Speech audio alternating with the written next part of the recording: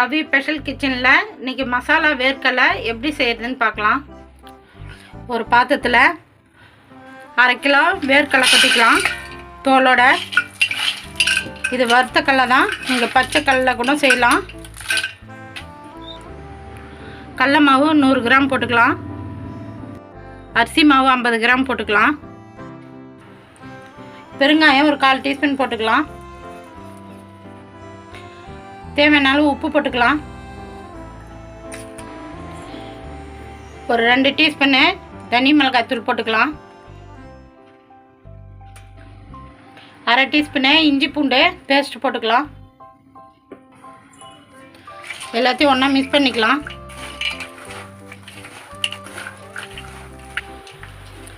ஒன்றா மிக்ஸ் பண்ணியாச்சு. தண்ணி ஊற்றி பிசையக்கூடாது, தெளித்து தான் பிசையணும்.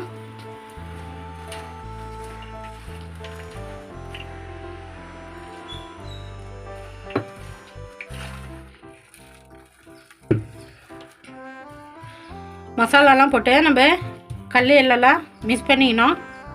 இப்போ நம்ம எண்ணெயில் போய்ட்டு இதை பொரிச்சு எடுத்துக்கலாம்.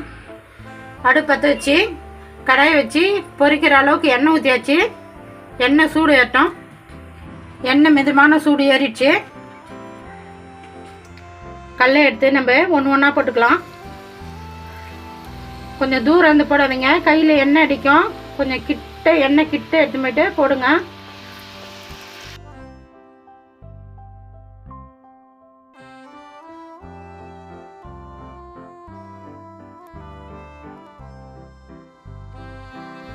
வேர்க்கடலையை நல்லா தட்டி விடுங்க.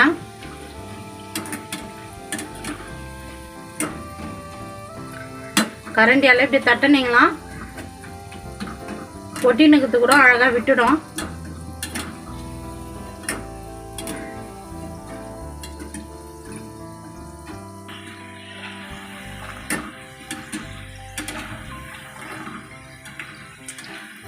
கடலை நல்லா பொரிஞ்சிடுச்சு, நம்ம எடுத்துக்கலாம்.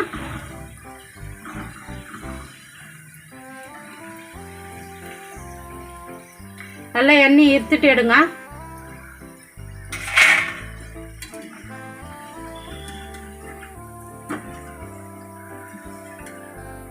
கவி ஸ்பெஷல் கிச்சனில் மசாலா வேர்க்கடலை நம்ம ரெடி பண்ணோம். ரெடி ஆகி போச்சு.